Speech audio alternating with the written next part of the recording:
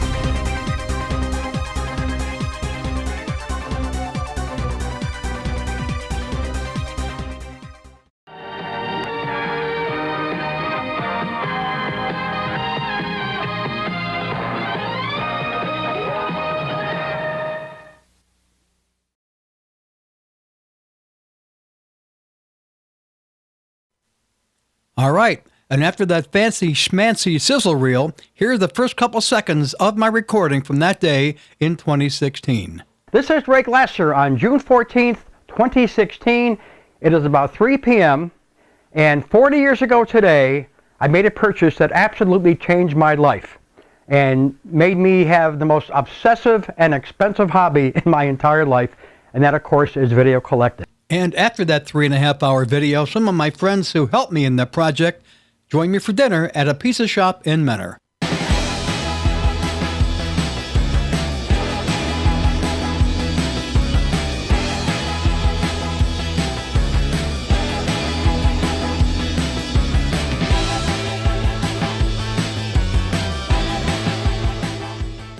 It was exactly 20 years ago this very day that my life changed forever. That was the day that I bought my first Sony Betamax, hence the Sony shirt. So I'm going to tell the story one last time of why I bought a Betamax back in 1976. In 1975, I was working for a large deli restaurant on the east side of Cleveland called Corky and Lenny's. And I was working 6 nights a week from 5 to 1:30, and I couldn't watch network TV.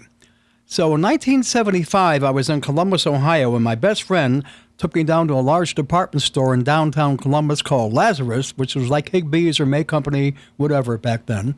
And he showed me this gigundous console TV that Sony just brought out called the Betamax. And it had a 19-inch Trinitron TV, which back then was state-of-the-art, along with a 1-hour video cassette recorder called the Sony Betamax. Oh, I thought, well, this is great, and this would allow me to record TV shows when I'm not at home, but for $2,495, it was way out of my price range. So, in 1976, around February or March, I was in Higbee's in Cleveland, and I saw a standalone Betamax deck called the SL7200. And that was only $1,260 plus $40 extra for the optional clock timer. So I thought, this is more in line with what I can afford. So I began working a second job that summer to save up money to buy my Betamax. And 50 years ago today, June 14th, 1976, I made that purchase of my first Sony Betamax, the first of many, actually. And being the pack rat that I am, here's a receipt from 50 years ago today, from June 14th, 1976, from Higbee's, when I bought the Betamax with 5 blank K60 tapes. Now, you may be wondering, what did I record on that very first day of owning a Betamax? Well, what I recorded, I actually still have in my library here in 2026. Back then, my local CBS affiliate, WJW-TV, was showing reruns of All in the Family every weekday at 4 p.m. Now, back then, on Monday nights, All in the Family was still a primetime network TV show coming on at 8 o'clock Eastern Time. And I remember thinking to myself, I think the intros from these different seasons were slightly different. Why don't I record them and see if I'm right? Well, I did, and I was. Now, here's that first recording from June 14th, 1976. And because YouTube will probably mute the audio or else give me a copyright violation, I'm going to give you only a few seconds of these first 2 intros from 50 years ago today. UTV Cleveland. The way Glenn Miller played. The way Glenn Miller played. And there you go. That recording is older than a lot of you watching this recording, I'm sure. The first time I was ever on camera since I bought my first Betamax was in May of 1977 when my good friend Gary Herman and I went to the Higbee store at Severance Center in Cleveland, Ohio, and we actually did a bunch of recordings that I was going to send out to people whom I was dubbing tapes for, kind of like an intro and an outro to make their tape personalized. And we recorded this on the Sony console Betamax that was on sale at Higbee's using the optional black and white camera. So here I am from 1977. Take 2. This is Ray Glasser speaking from Cleveland. I am real, and now here's your Betamax dubbing request. Take 8. Hello once again, Ray Glasser from Cleveland. I hope you've enjoyed what you've seen on this tape up to this point. And now as the tape runs out, enjoy a couple dubs from various items from my Betamax library. Thank you and happy viewing. Well, in late 1977, I got a surprise in the mail in the form of a Betamax tape from a guy I was trading with in Orlando, Florida, named Kerry Decker, and this is what he sent me totally by surprise. This is WKKD, Orlando. Hey there, Ray. How you doing? You're sitting here at your TV set watching me. Yeah, I can see you. Hi there, Ray. I'm Kerry Decker, and I'm here taping to you in glorious black and white from Orlando, Florida. And this is actually take 2. I'll tell you about my mighty blunder, which I made in just a few minutes. And that was the beginning of a very long friendship that lasted until 2009, when Kerry unfortunately passed away from a heart attack. Kerry and I became very close friends. I visited him in Orlando numerous times, and he even came up to Cleveland twice to see me. In about 1982, Kerry began doing a homegrown local cable TV show called The Nightlife Show, and asked me if I could send him small snippets of information from Cleveland, and I would call it the Cleveland Tech Report, talking about home video, collecting tapes, doing camera videos, how to organize a library, whatever. So here is one of my tech reports from, I think, 1981 or 82.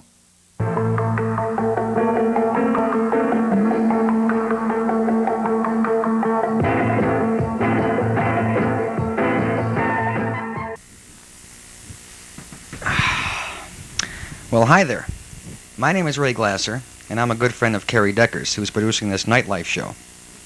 Kerry asked me to do some stuff on videotape for you regarding the videotape hobby, which I'm also into quite heavily. Anyway, I thought I'd give you a short introductory tape about myself, about my involvement with the home videotape hobby, and a general bird's eye view of what I do, what I collect, and what my knowledge spans in this hobby. I'll be giving you some short shows on this Nightlife show from time to time regarding the hobby itself, some of the finer points of the hobby, things regarding videotape collecting, videotape trading, and Kerry asked me to call this show the Cleveland Tech Report. Now, I'm not a technician by any means, but I have some degree of expertise in the hobby regarding the tapes and the machines themselves. Anyway, that's all for later. First, about myself, my name is Ray Glasser. I'm 33 years old. I live on the east side of Cleveland, Ohio. I'm a meat cutter in the largest deli in Cleveland, Corky and Lenny's, for those of you who get up here once in a while. And I'm married and have 2 kids, and I've been with this hobby since the beginning, way back in 1976. I bought my first Betamax in June of 76. That was a Sony SL7200, and since that time I've come to amass not 1, not 2, not 3, but 4 Betamax machines, each for a different purpose.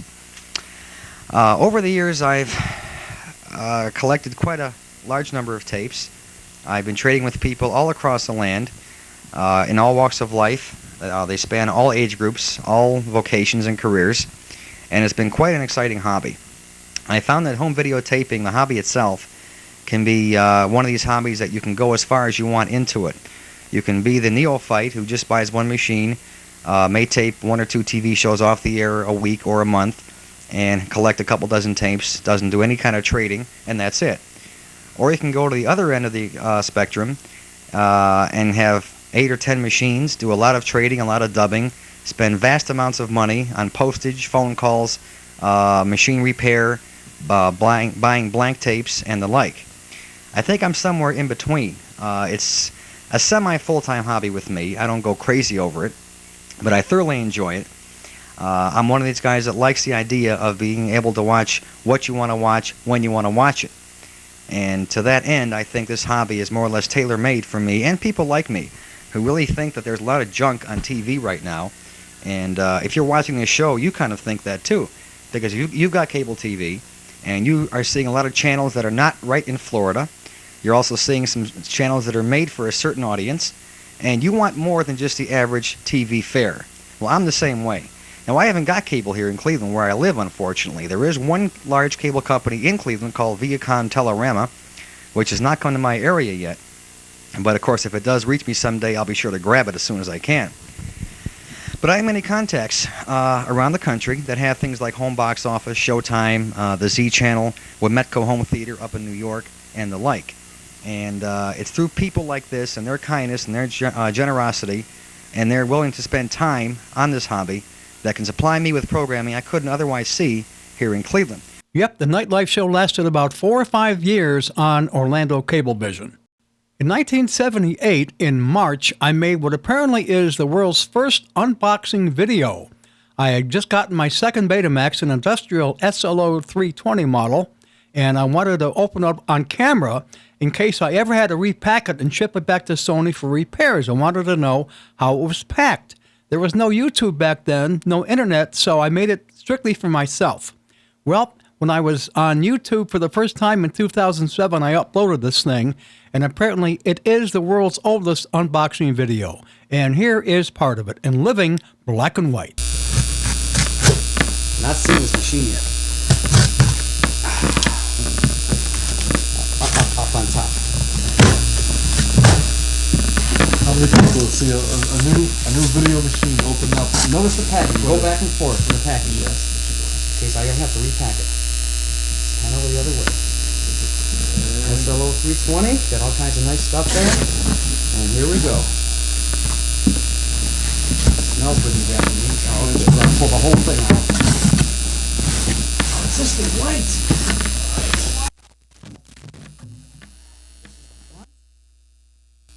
In case this tape runs out, we'll both be very sorry.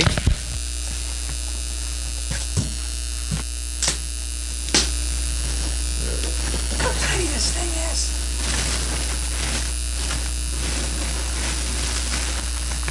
And there it is. There it is. Just like in the picture.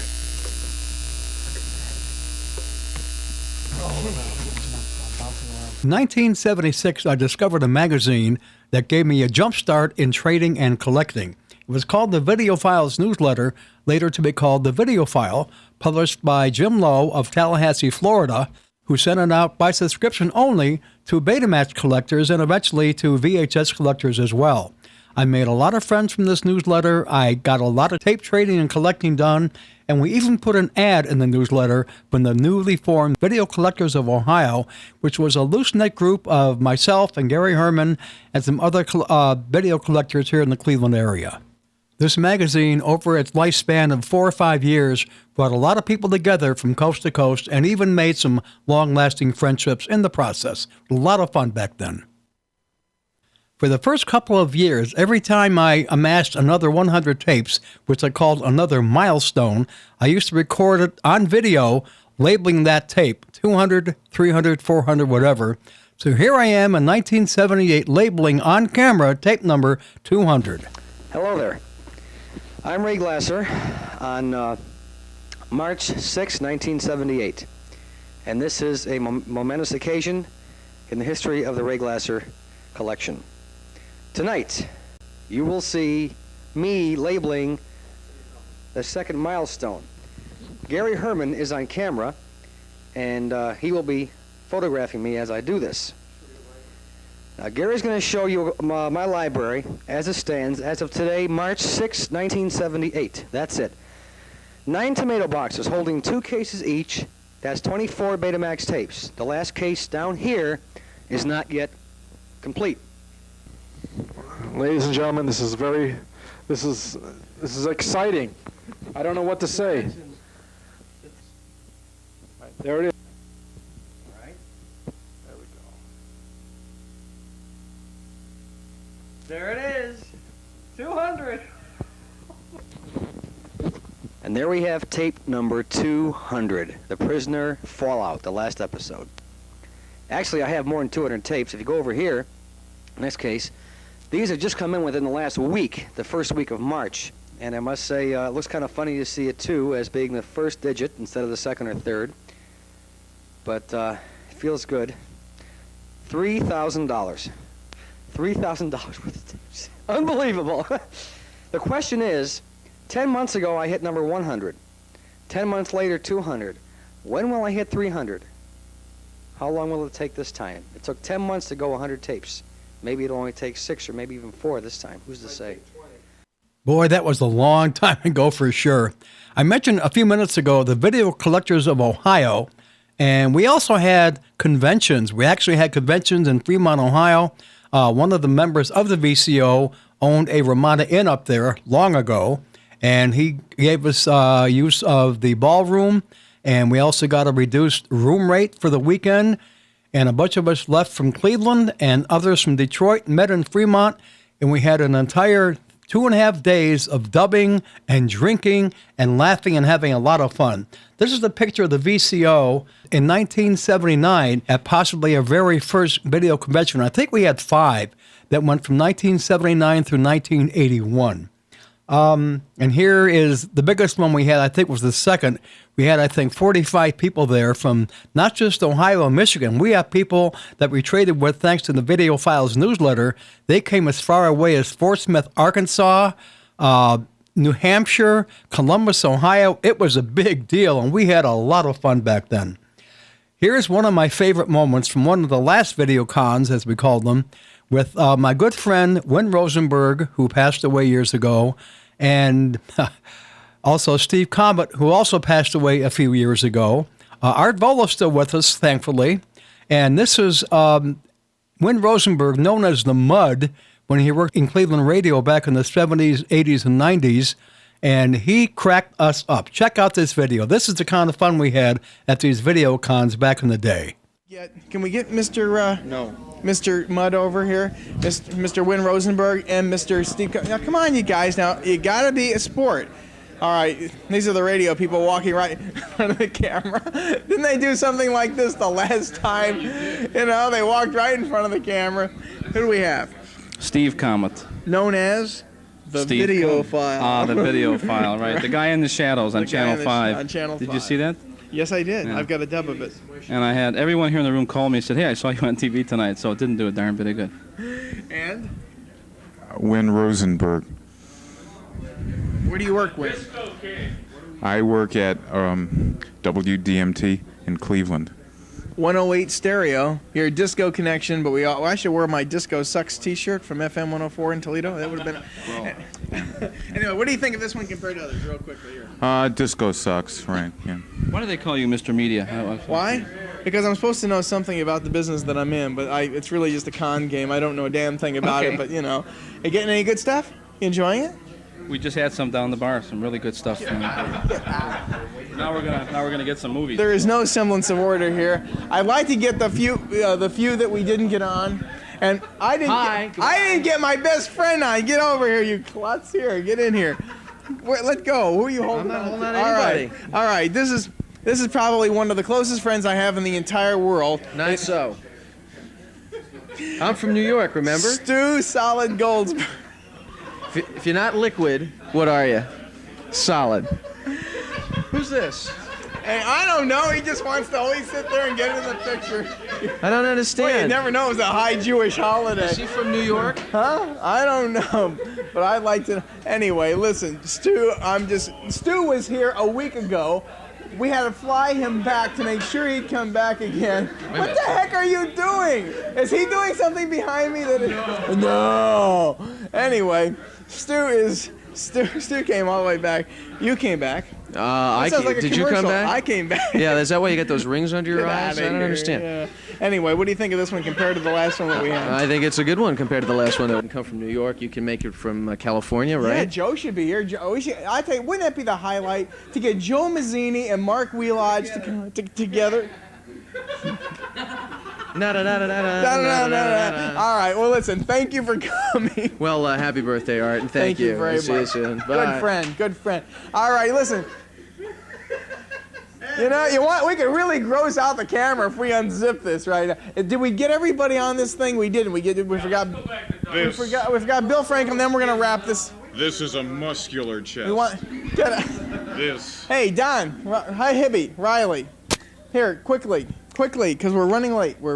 Here, look at this. Proud as a peacock. Get a shot of that shirt. Come on in on there. Okay, Don Riley's from WKMI, right? Where's that? You got it, Kalamazoo, and I want to be the first to say shit, hell, and damn on your tape, Art.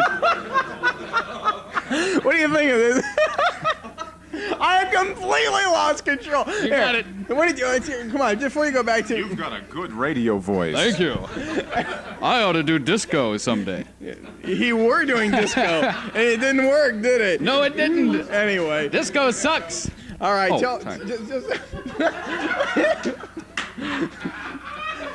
Well, not all the video conventions were that much fun, but we did have a lot of fun thanks to the people who attended them. In October of 1978, I finally did a video library tour in living color. A friend of mine brought over a very good Sony color camera, and I did a tape-by-tape tour of my collection as it stood in October of 1978. Hi there, I'm Ray Glasser, and this is our famous tour in color of my Betamax library. What I'll show you is how I organize and collect my tapes, how I categorize them, and you'll also see tape by tape what movies and TV shows I have in my Betamax collection as of today, October 30th, 1978.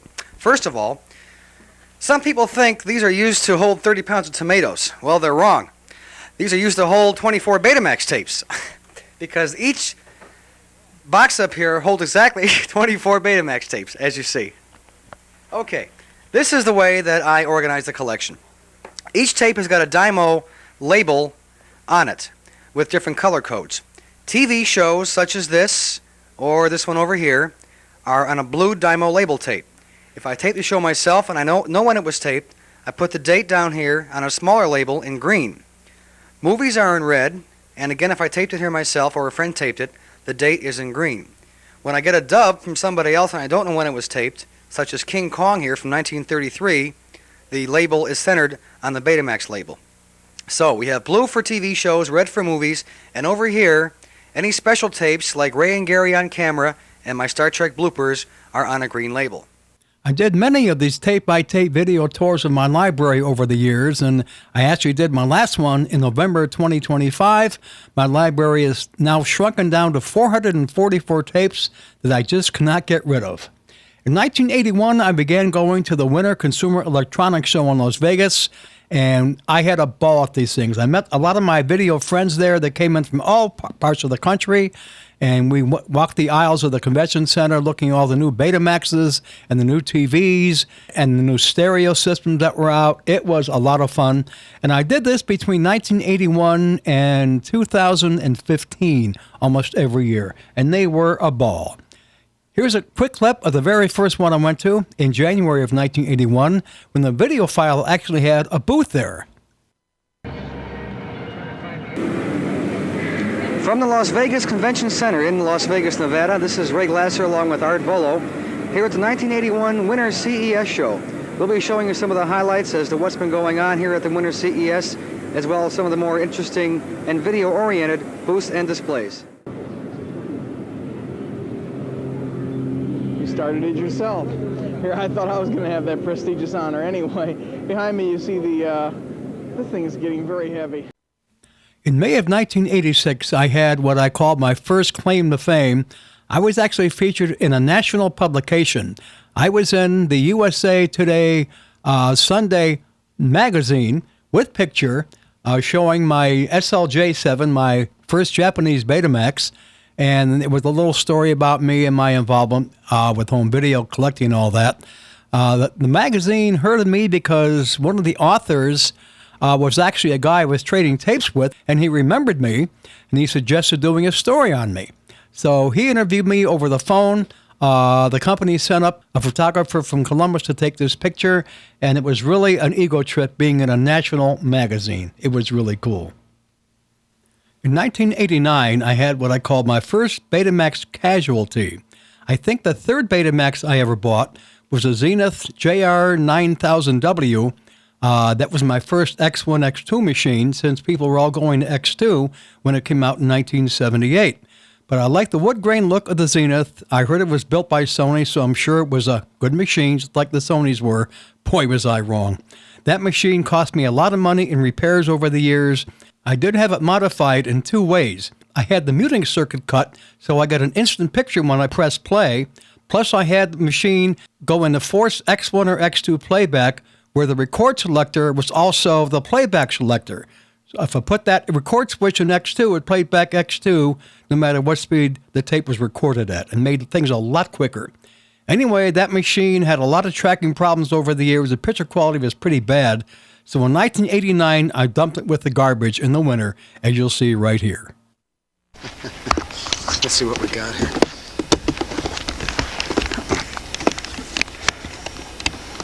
Well, here we are. Let's see. Alrighty. Not quite the right time, but it is the right date. This is showing you trash on the street corner. Okay. By my house. Something unique about this pile of trash, though. Look what's next to it.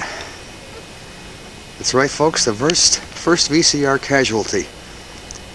I am indeed throwing out my Zenith Betamax, the SL8200 model, otherwise known as the JR9000W, that I got in 1978 for about $899. Yeah, it's going to the junk pile. It's where it belongs. Maybe a lot of tapes, but also has made me a lot of headaches. And just not worth fixing. So here I stand, about 12 midnight, on a snow-laden tree lawn in front of my house. There it is. Late at night in the garbage pile. And there rests the Zenith. May she rest in peace. And with this, we bid adieu to the first Betamax casualty in my family. Good night now. In 1992, I discovered another trade show to go to that was even more fun than the Consumer Electronics Show, and that was the VSDA show. The VSDA was the Video Software Dealer Association of America, which was comprised of mom-and-pop video stores all across the land before Blockbuster Video dominated the tape rental market.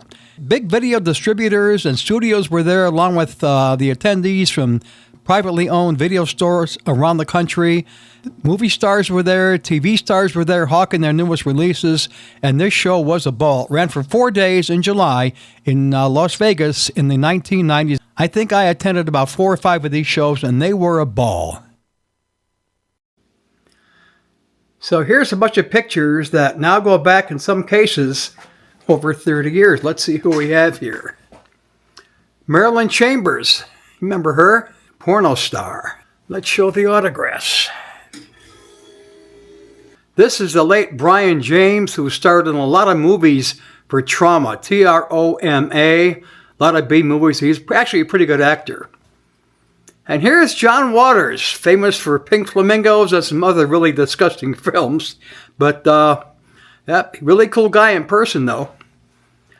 Here's a classic, Steve Allen. If you have any age on you at all, you'll know who Steve Allen is. Hosted a lot of shows back in the 50s and 60s, and he was the host of the very first Tonight Show back in, I think, 1961. This is Tommy Bond from the Little Rascals, believe it or not. Over here, the very charming Joan London, who was the first host of Good Morning America, and was also doing a workout video. Here's one of those teenage heartthrobs from the 50s, Tab Hunter, who actually had a movie out in the 90s.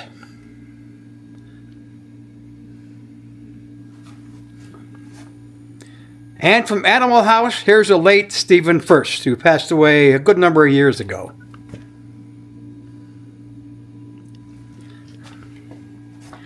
And the star of my favorite movie, Forbidden Planet, the late Leslie Nielsen.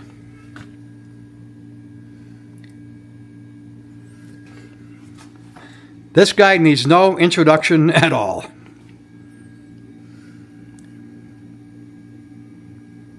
This guy we lost fairly recently. This is Ron Howard's brother, Clint Howard, who passed away only a few years ago, I think. Now here's a classic, Tony Curtis.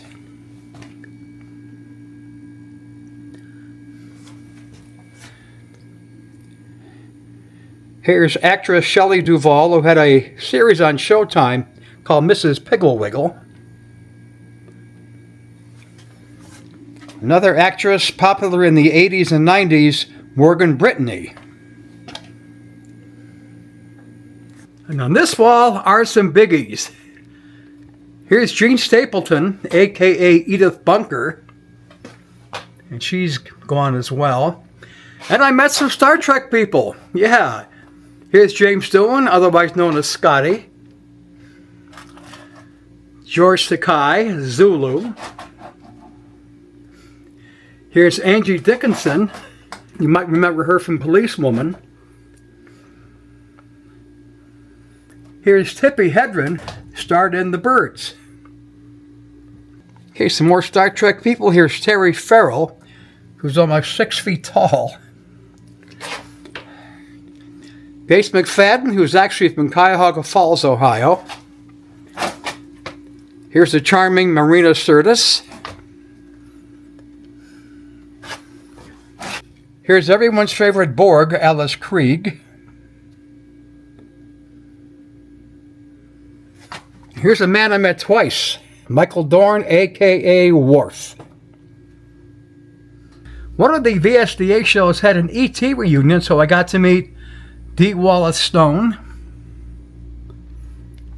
and Henry Thomas and Robert McNaughton. He's up there. From Battlestar Galactica, Richard Hatch. And last but not least, soap opera queen Susan Lucci. How cool are these? In 1997, when I was living in Las Vegas, I actually published my first website called the Ultimate Betamax Information Guide. I learned how to use Microsoft Front Page and actually how to create a website from scratch. I really had a lot of fun doing it. Over the years, people asked me, when did this Betamax model come out, and how much did this one cost, and when did they introduce the Beta 3-speed, things like that. So I thought, I'm going to publish a website and just list all this information in that site. All the Betamax machines from beginning to end, when they were released, the new features they introduced, the original suggested price, and all that kind of stuff. And people still refer to this website today, betainfoguide.net, and it's still up on the net. And this picture of me was taken in 2006 and is on the homepage of my Beta Info Guide website, showing my library when it was intact on one wall, 7 rows of tapes, 2,500 Betamax tapes, most of which are long gone. In 2007, I discovered a new website called YouTube, where you could actually upload videos from any source you wanted. I thought this would be a great way to share some of my most unique videos from my Betamax library with the world. So here, in part, is my very first YouTube video from 2007. Hi there. I'm Ray Glasser, speaking to you from Cleveland, Ohio, in March of 2007. And this is my introductory video to YouTube. I've been on YouTube for a couple of weeks now, uploading videos about the Betamax video format, and I thought it's time that I came on camera and told you who I am, what I'm doing here, and where my interests lie. Way back in 1975, my best friend in Columbus, Ohio, whom I'll never forgive for this, showed me this piece of gear at a downtown Columbus department store.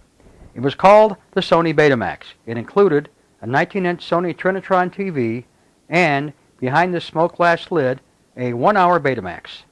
Here's an overhead shot of the Betamax inside this unit. Now this Beta records only 1-hour tapes at the 1-hour X1 Beta speed. But this is what actually began the home video revolution way back in 1975.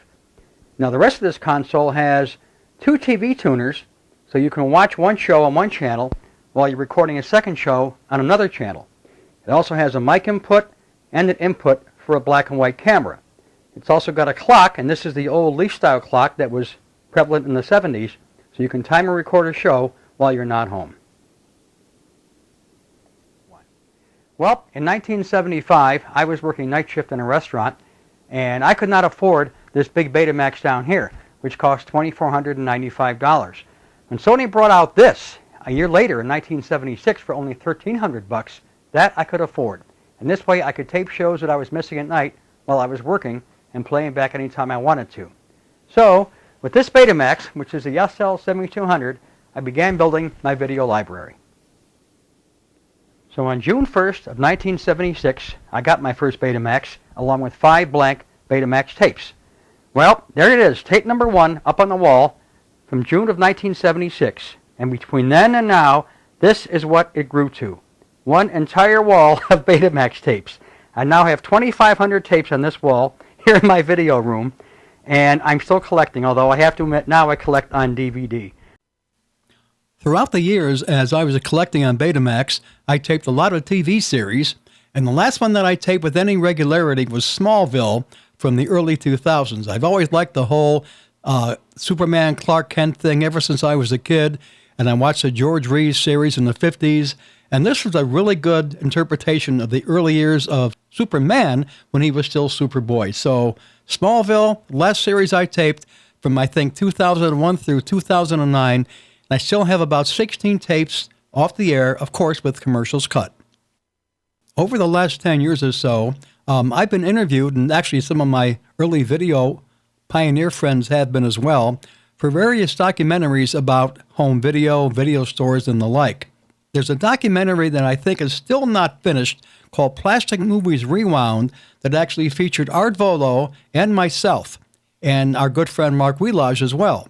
Here's Art Volo talking about his run-in with the FBI way back in the 1970s. In 1 year, as I recall, I think I did 9 talk shows on home video. I remember one time I did a talk show and we were talking about the FBI and how you're not supposed to record movies that are, that you weren't supposed to have, and copyright violations and all this. And I'm on the air absolutely telling everybody, don't do stupid things, and kind of sending them down the right road, I thought, at least on this talk show in Flint. Now, early the next morning, and I was half asleep, the phone rings, and the guy says, this is the FBI, and we want to talk to you about home video and want to come out to see you. The guy did come out to my house. I don't think I had anything really illegal in the house. I mean, I may have had something that was totally kosher. I just stashed that stuff away. Now, this documentary has been completed and is actually, I think it's up on the internet somewhere. This was actually created by a bunch of guys from Paris, and they came over and interviewed me in Cleveland, Art in Detroit, and our good friend Mark Wheelage in Los Angeles. And here's a few clips of me and Mark from this documentary.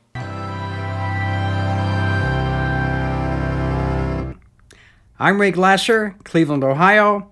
I've been collecting on video since 1976, one of the first true Betamax collectors, I guess you could say. And as of right now, in 2016, I still have 2,000 Betamax tapes, and I have lots of blank Betamax tapes. So if Sony stopped making tapes earlier this year, doesn't matter. I'll never run out of blank tapes. And for somebody like me, I was lucky to make $100 a week. So imagine how much it took for me to save enough money and get into debt and buy a VCR like that. Back in 1976, I was working in a restaurant. I took a second job to make some extra money so I could afford one of these. And in June of 76, I got my first Sony Betamax.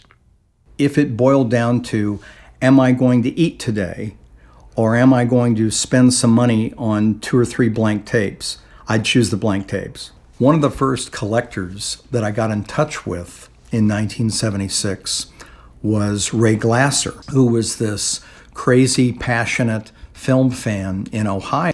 And because we lived in completely different parts of the country, I was in Central Florida and he was in Ohio, we had access to completely different kinds of programming. But we would regularly start sending each other videotapes back and forth.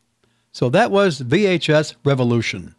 One last documentary I'm going to show you just a few minutes of is one that's still in the works as far as I know, and this was done in 2023. Hey there, this is Ray Glasser speaking to you from Cleveland, Ohio on Tuesday, October 24th, 2023, and we're going to talk about my years in home video. I've been asked why I documented my life on video, and A, I'm glad I did. B, I did it because I could. I wanted to see how I changed and grew over the years. I saw myself grow older, obviously, between the 1970s and today in 2023. But I've also got, like I said earlier, people on tape that are long gone. I have places I've been to that are long gone. And it's actually a documentary of my life in video, and my life with other friends and family that, again, are ancient history, but they're so precious to me. They're close to my heart, and I'm very glad I have them on tape. And look at the videos now, it's like, you could cry because you see someone the way they were in 1985 and they're long gone. But it's so realistic to see them on a tape I made so long ago. It's very moving and very precious to me. And lastly, in 2010, I created a group on Facebook called Beta is Better. And it's got over 5,000 members worldwide right now. Very proud of that.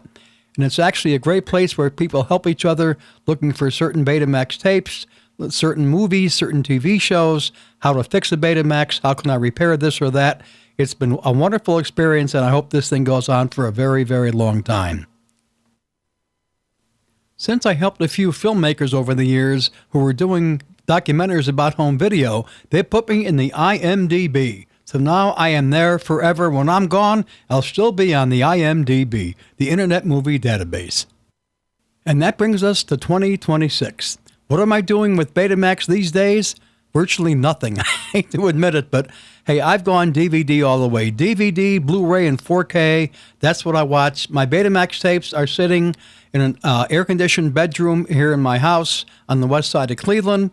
They're going to last forever, and if I ever feel like watching one or two, I will watch them. What do I have left in the way of Betamaxes? Well, I actually have two Japanese market Betamaxes. They're both Sony's. They're both Super Beta and Hi-Fi. My favorite is the SLHF 3000, which is the Japanese equivalent of the SLHF 1000, which has always been my favorite Betamax ever since I saw it in 1987. The other is a strange hybrid. It's the SLHF 1000D, a Japanese market-only machine that never really made it to the States.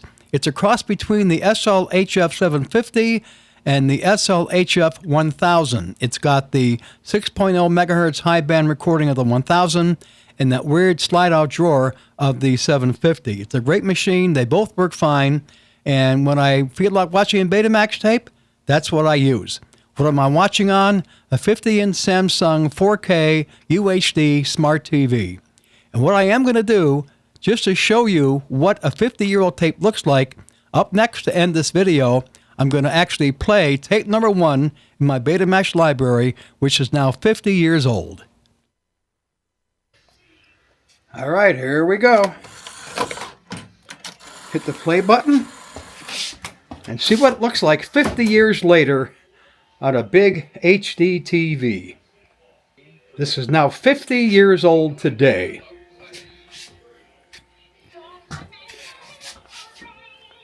And what do you know? It's playing just fine.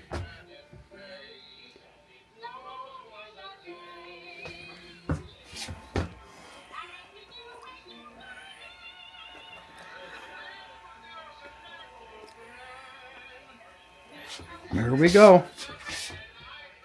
There's proof. Betamax tapes do hold up.